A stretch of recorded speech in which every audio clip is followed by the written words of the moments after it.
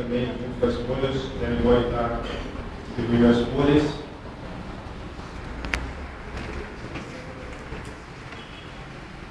Enquanto eles distribuem as folhas e a caneta, você abre em Êxodo capítulo 20.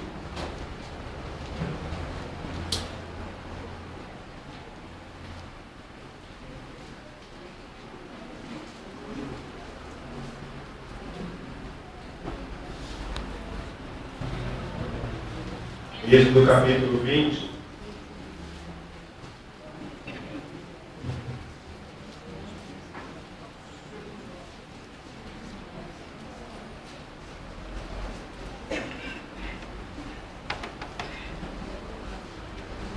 Versículo 5. Êxodo 20, versículo 5.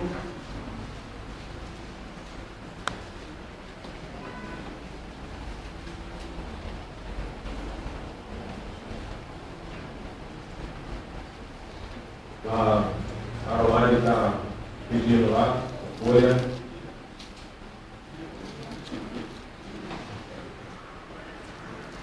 Todo mundo recebeu? Êxodo 20, versículo 5.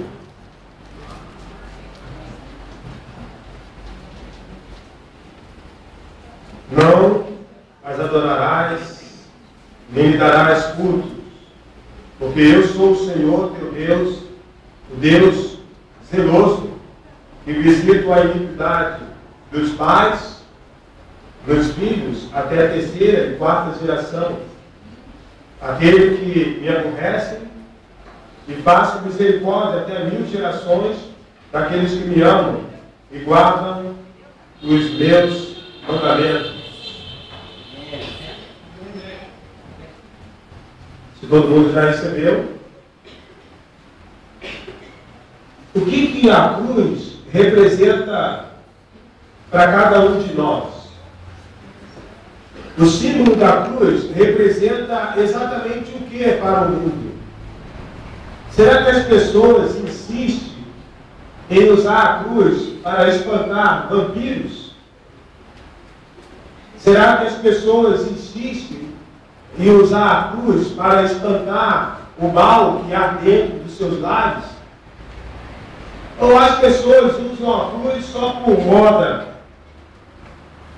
Às vezes já existem pessoas que têm tanto camisa, tanto brincos, tanto cordões com a cruz. Mas o que realmente representa a cruz? Ou podemos dizer hoje, quais são as bênçãos da cruz? O que a cruz de Cristo, ou de Deus, se assim você preferir, tem a nos oferecer? Antes de falar das bênçãos da cruz, nós devemos então primeiro conhecer um pouquinho quem é Deus. Então, em Êxodo capítulo 20, dá para nós entendermos que Deus, Ele é zeloso, Ele é justo. E dá para ver nesses versículos 5 e 6, que Deus não tolera pecados. Deus visita até gerações futuras, por causa de pecado da geração atual. Deus, no Velho Testamento, matou pessoas, destruiu pessoas que viveram em pecado. E nós temos a justiça de Deus, a ira de Deus sendo manifestada no Velho Testamento contra o pecado. E até existe um salmo que diz muito bem isso, Salmo 75. Salmo 75. Abre lá comigo, Salmo 75, no versículo 8. Salmo 75, versículo 8. Porque na mão do Senhor há um cálice, cujo vinho espuma, cheio de mistura, dele dá a beber. Sobem até as escórias todos os ímpios da terra. O que é esse cálice? O que é esse vinho que está na mão de Deus. Então, o texto de Apocalipse nos fala um pouquinho melhor, né? Apocalipse capítulo 14. Apocalipse 14.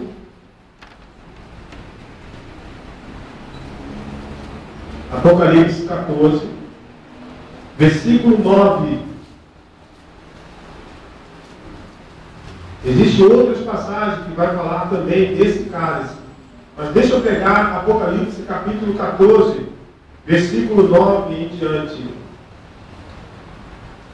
Seguiu-se a este outro anjo um terceiro, dizendo em grande voz: se alguém adotar a besta e a sua imagem, e recebe a sua marca na fronte ou sobre a mão, também esse beberá do vinho da cólera de Deus, preparado sem mistura do cálice da sua ira, e será atormentado com fogo e enxofre, diante dos santos anjos, na presença do Cordeiro. Esse cálice, esse vinho, é o vinho da ira de Deus. O vinho, vamos dizer assim, do furor da ira de Deus. E esse cálice, tantas vezes se transportou ou se transbordou no Antigo Testamento. Quando o pecado se multiplicou, o que Deus mandou? O dilúvio. E o dilúvio matou milhares e milhares de pessoas. Só Noé e sua família foi salvo. E depois do cálice da ira de Deus, o furor de Deus, baixou sobre Sodoma e Gomorra. Milhares de pessoas morreram com a ira de Deus sendo manifestada. E quando você lê a história do povo de Israel, você vê Deus abrindo um buraco. E todos que pecaram contra Moisés morreram. E você vê Deus matando nações, destruindo nações, seja mulher, seja criança, por causa dos seus pecados. Então, uma coisa que nós temos que saber para entender a cruz de Cristo é que Deus não tolera o pecado e manifesta sobre o pecado a sua ira. E Deus, de fato, se você quer conhecer melhor a manifestação da justiça de Deus, leia o Velho Testamento. Você vai ver claramente o que é aquela frase: Deus é justo, ou a justiça de Deus. Porque lá é manifestado, de fato, a justiça de Deus. Não que no Novo Testamento não é manifestado. É que no Novo Testamento tem poucas quantidades da manifestação da ira de Deus, né? E lá no Velho Testamento, toda vez que alguém pecava segundo a lei, ele tinha que morrer. Dependendo do pecado que ele cometeu, ele tinha que morrer. Se ele não morresse segundo a lei, alguém teria que morrer no lugar dele. Era um animal, era uma pomba, um cordeiro, um rebanho. Então, a lei de Deus demonstra claramente que Deus não tolera o pecado. E por que é isso? Se nós olharmos para cada um de nós, será que somos pecadores ou não? Será que o mundo hoje está em pecado ou não? Olha comigo em Romanos capítulo 3. Romanos capítulo 3. Romanos capítulo 3, versículo 9.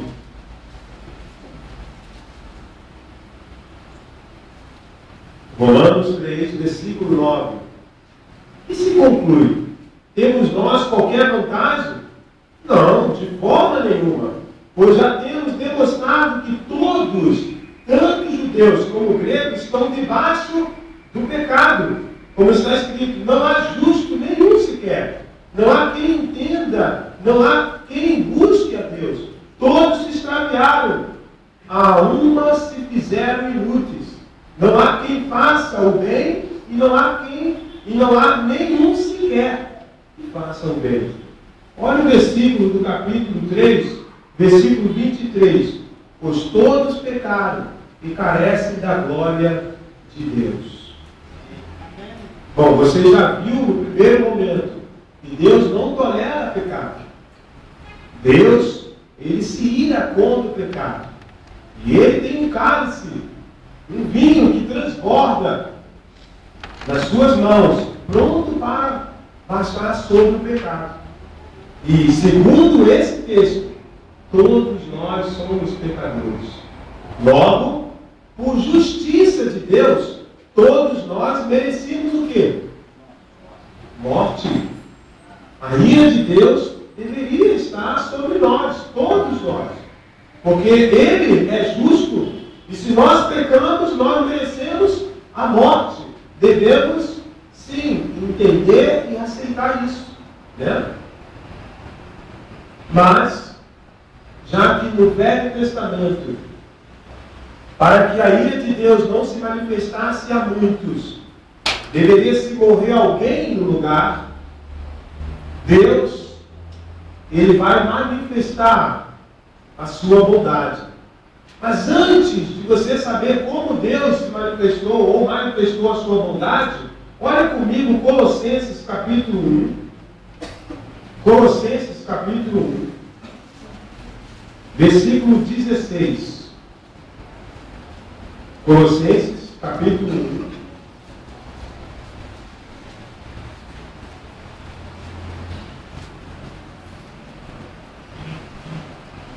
Versículo 16.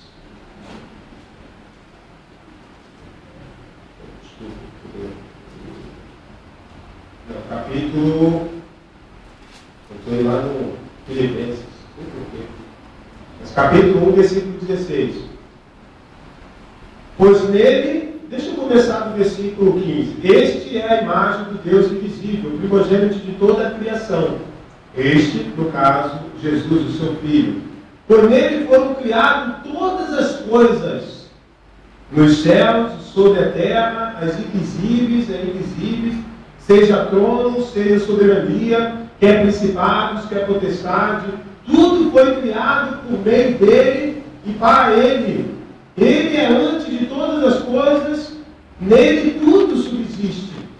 Ele é a cabeça do corpo da igreja. Ele é o princípio, o primogênito entre os mortos, para em todas as coisas ter a primazia. Porque aprove a Deus que nele existe toda a plenitude, e que havendo feito a paz pelo seu sangue, o sangue da sua cruz, por meio dele, reconciliasse consigo mesmo todas as coisas, quer sobre a terra, quer nos céus. Antes de você entender o que Deus vai fazer, primeiro você tem que entender como é que era o relacionamento de Deus com o seu Filho. Há algo que nós devemos entender e saber. Se você ainda não entendeu, você precisa entender algo sobre Deus, Pai. Ele é apaixonado pelo seu Filho. Usando essa palavra. Seu Filho, Filho de Deus, é tudo para ele. Cristo é mais importante em cada pensamento de Deus. É de suma importância. Tanto que Deus, tudo que fez sobre ele, para ele. Ele fez para o seu Filho, ele se revelou ao mundo através do seu Filho, ele fez tudo para a glória do seu Filho. Deus ama muito a Jesus, tanto que ama, que o próprio Jesus disse: se você estiver comigo, se você me ama, o Pai vai me amar. Então, tenta recapitular comigo. Deus odeia o pecado. Odeia, tanto que manifestou a sua ira. Nós somos pecadores e merecemos a ira de Deus. Aí o que Deus vai fazer? Já que Deus é justo, segundo Êxodo, que você acabou de ler, se Deus é justo, Deus deveria matar toda a raça humana. A ira de Deus deveria estar sobre nós, cada um de nós. Mas se Deus é justo, Ele não poderia poupar o pecado Então, uma das saídas para Deus não nos castigar é que Ele deveria baixar sua ira. O seu cálice teria que ser colocado em outra pessoa, não sobre nós. Para pensar nisso. O cálice da ira de Deus estava sobre você. E Deus, para não manifestar a ira dele sobre você, Ele teria que baixar a ira dele sobre outra pessoa, porque assim é a lei de Deus. Se você pecou, você merecia a morte, mas já que você não vai morrer, outra pessoa tem que morrer no seu lugar. Então a ira de Deus, o cálice de Deus, baixou sobre quem? Sobre o seu filho. Sobre o seu filho. Então, quando Jesus, a gente fica imaginando como é que foi essa conversa de Deus com seu filho. O filho que Ele ama muito, que fez tudo para Ele. Que tudo que foi criado foi por causa dele. E nesta conversa, filho, a minha ira está sobre o mundo.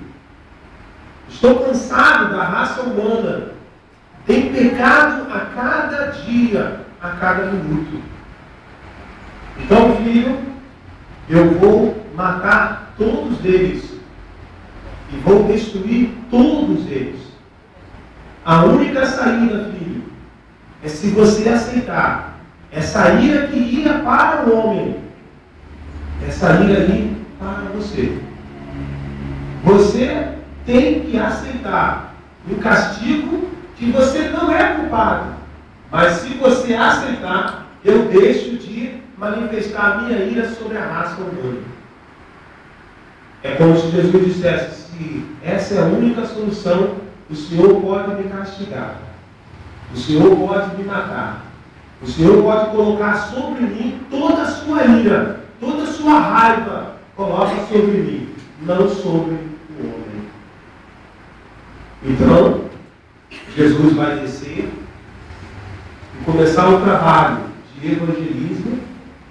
E esse trabalho de evangelismo é: eu estou aqui para morrer no seu lugar. Deus te ama muito, e tanto que me escolheu para morrer no seu lugar. E Jesus está anunciando isso às pessoas. E infelizmente os judeus não estavam entendendo. Mas Jesus vai até o final. Até que chega um dia que Jesus vai para um jardim e começa a conversar com o Pai. E ele diz: Senhor, passe de mim esse cálice. Você diz: Senhor, mas que não seja feita a sua vontade, que seja feita a sua vontade. Se o Senhor quer me castigar, se o Senhor quer baixar a sua ira sobre mim, que seja feita a sua vontade, não a minha. O filho sabia que iria acontecer uma distância entre ele e o pai. O filho sabia que o pai teria que bater nele, teria que surrar ele, teria que castigá-lo, sem ele ter feito nada. O filho sabia que por alguns momentos ou alguns segundos ele estaria separado do pai, que isso nunca aconteceu na vida dele. Nunca o pai e o filho nunca esteve distante, né? Às vezes você que está com o seu filho no retiro, quando a banda, conversei com ela hoje, eu falei: e aí, a Carol ligou hoje para você? E ela disse: ai dela se não ligar, né? Carol está distante desde sexta-feira, está no retiro. E ela disse: minha filha liga de manhã, tarde e noite, né? Então ela não consegue ficar longe da filha. É mãe. Agora imagina o pai, o filho, por alguns segundos, alguns minutos distante, que nunca eles estiveram distantes. Quando o mundo foi criado, o filho estava lá, né? Agora o pai precisava deixar o filho sozinho. E na cruz o filho disse isso: pai, por que me abandonaste? Quando o filho disse isso, ele sabia o que estava acontecendo. E Deus, por sua vez, tinha que virar as costas. Ele tinha que deixar o filho ser castigado. A ira tinha que baixar sobre ele. Mas por que Jesus, que não cometeu nenhum pecado, aceitou essa missão? Então, vamos para Gálatas capítulo 3. Gálatas capítulo 3. É o nosso texto.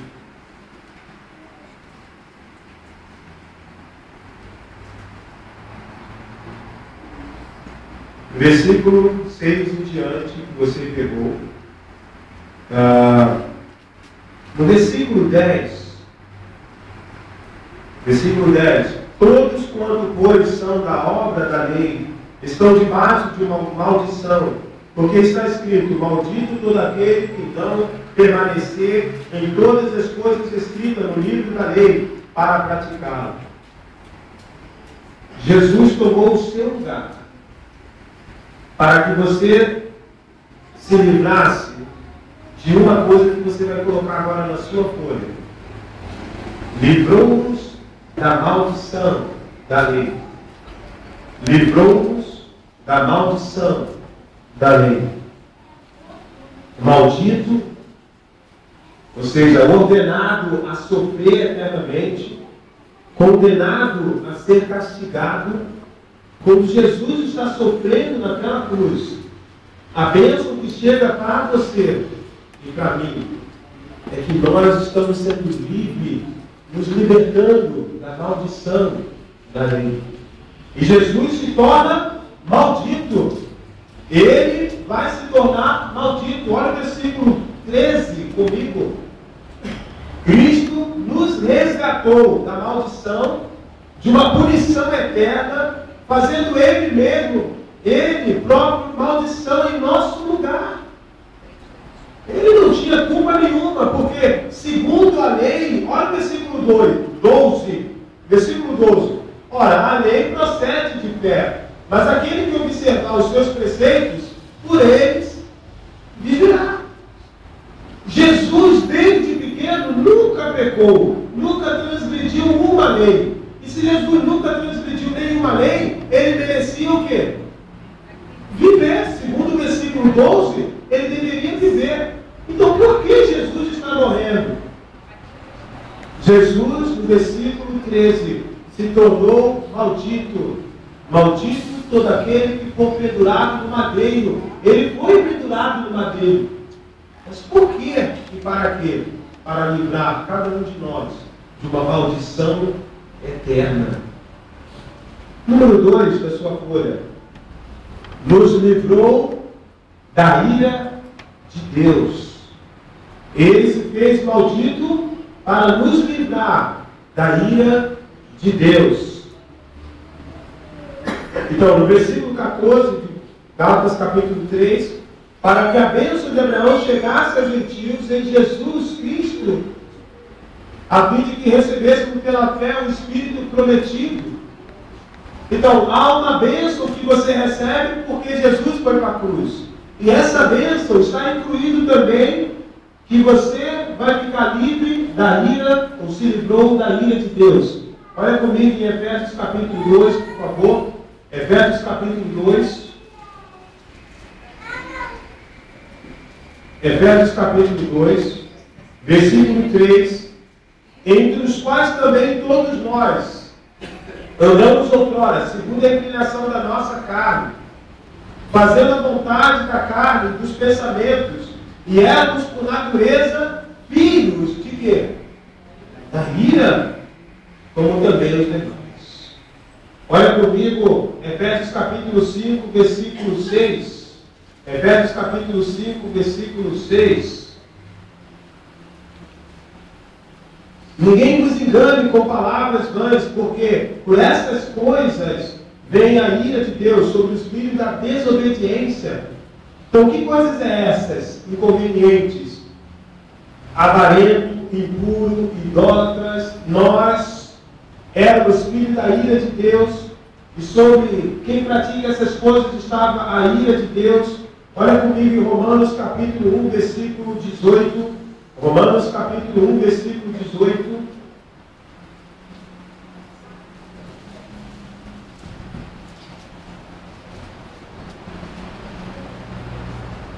A ira de Deus, versículo capítulo 1. A ira de Deus se revela do céu contra toda a impiedade e perversão dos homens, que detêm a verdade pela injustiça. Romanos capítulo 2, versículo 2, agora capítulo 2, versículo 2.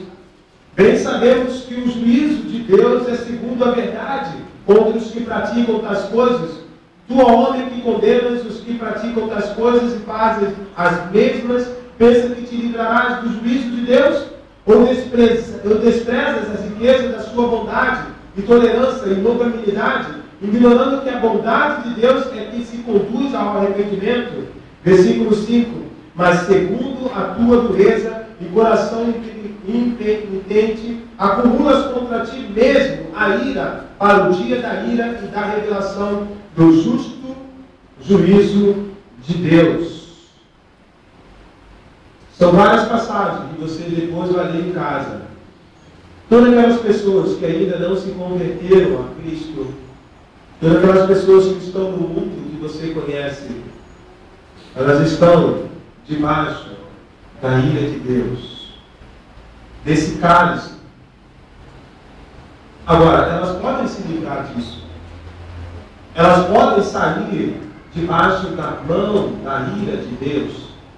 Mas para elas saírem, elas precisam reconhecer, precisam entender a cruz de Cristo. E precisam abraçar a cruz de Cristo. Porque só a cruz de Cristo é que livra as pessoas da ira de Deus. Fora isso, a ira de Deus que se manifestou no dilúvio, que se manifestou em Sodoma e Gomorra, que se manifestou no deserto, vai se manifestar no dia da volta de Cristo. Nesse dia será um dia terrível. Quem estiver debaixo da ira de Deus. Por isso que nós temos que nos repetir do que nós fomos libertos. A cruz de Cristo não é somente um símbolo, mas ela nos trouxe, nos tirou da maldição e da ira de Deus. Eu estava condenado eternamente, estava já, vamos dizer assim, eternamente separado de Deus. E nós podemos voltar para Deus somente fazendo uma coisa: olhando para a cruz e reconhecendo o que Jesus fez. Número 3. Fomos justificados dos nossos pecados. Você já está em Romanos capítulo 3? Então abre lá capítulo 3, versículo 21. Romanos capítulo 3, versículo 21. Mas agora, sem lei, se manifestou a justiça de Deus, testemunhada pela lei e pelos profetas. Justiça de Deus mediante a fé em Jesus Cristo, para todos e sobre todos os que creem, porque não há distinção, pois todos pecaram e carecem da glória de Deus, mas sendo justificados gratuitamente por sua graça, mediante a redenção, o remir que há em Jesus Cristo. Por meio do seu sangue, Ele propiciou isso. Não foi fácil para Deus que você recebesse a justificação. Justificar significa que você tinha uma ficha suja e que você merecia uma punição. E alguém pega isso e rasga e diz: não vou condenar você pelaquilo que você fez. E Deus só fez isso fazendo exatamente o quê? Ele pegou o seu único filho e colocou naquela cruz, dizendo: não vou te condenar pelo que você fez. Mas isso teve um preço para Deus. Teve uma aula que eu perguntei aos meus alunos, até de domingo e da semana: você entregaria o seu filho para morrer no lugar daquele norueguês que matou mais de 67 jovens? O norueguês, por uma questão de política, resolveu ir no acampamento dos jovens e matar os jovens. Vamos supor que a política da Noruega condena esse rapaz à pena de morte. Dá algum choque e depois faz algumas torturas e depois o mata. Será que alguém lá na Noruega, levantaria as mãos e dissesse: eu dou meu filho para morrer no lugar desse homem? Será que alguém faria isso? Com certeza, na sala de aula, a maioria dos alunos disse não. E eu também disse: não, eu não vou pegar o meu filho, o único que eu tenho, mas mesmo que eu tivesse vários, mato Davi, para morrer no lugar do norueguês. Até mesmo porque eu tenho um relacionamento com meu filho, talvez não tão íntimo como o pai e o filho, mas eu não faria isso. Mas preste atenção.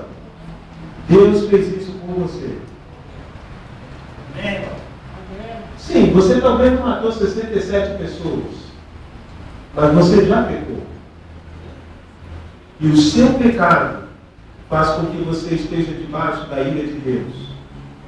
Você não merecia o que você tem hoje, a vida eterna. Você só tem hoje a vida eterna porque alguém morreu no seu lugar. Não por causa das suas obras, não por causa das nossas obras, mas alguém aceitou que a ira de Deus baixasse sobre eles.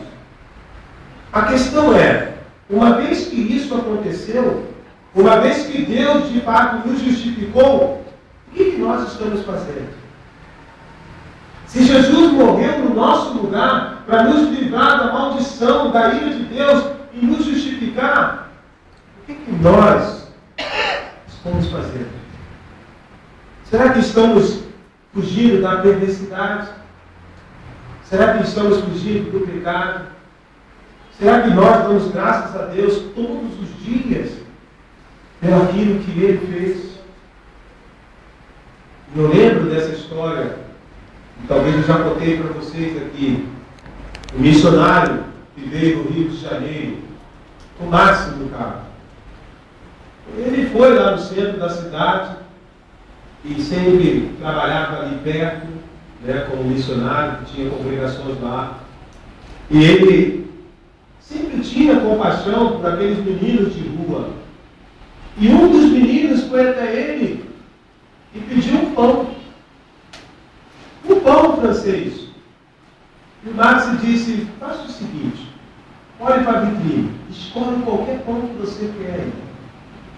E o menino aproveitou a oportunidade, escolheu aquele pão que muitas vezes a gente chama de jacaré, alguma coisa assim, pão grande, com recheios, aquele recheio amarelo, né?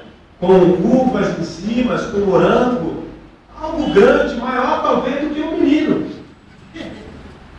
E ele pegou e pagou o pão e deu ao menino.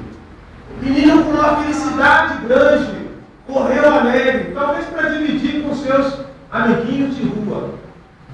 O Max ficou ali parado, né? Talvez o Max, por alguns momentos, pensou: ele nem volta para agradecer. Mas aí, chegou depois de alguns minutos, alguém puxou a calça do Max. Era o menino. E o menino disse: muito obrigado. Então, o que Deus fez por você e por mim? Quantos dias nós estamos dizendo a Deus pelos nossos atos: muito obrigado? Você tem uma responsabilidade muito grande. Deus deu seu filho para você, para mim. Tem hora que, de fato, dá vontade de nós pecarmos, fazermos coisa errada. Mas quando der essa vontade, olha para a cruz e fala assim: eu não vou fazer. Sei que vou perder, né? Sei que não vou tirar vantagem disso. Mas por causa do que o Senhor fez por mim, eu quero dizer com meus atos: muito obrigado. Diga isso para Deus todos os dias. Nunca esqueça que alguém morreu no seu lugar. E esse alguém foi o filho que ele mais amava. Oremos ao Senhor.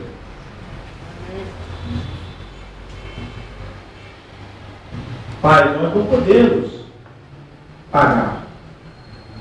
Como aquele menino que recebeu o pão, e com certeza não tinha como pagar ao Max aquele pão.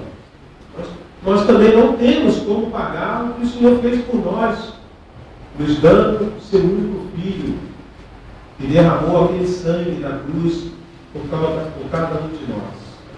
Nós temos consciência disso, que nós não podemos pagar.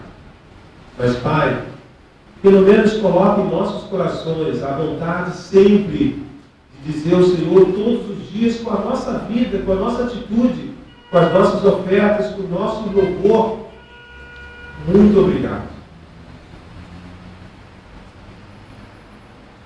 É só isso, Pai, que nós podemos fazer. E agradecer com as nossas vidas aquilo que o Senhor fez por nós.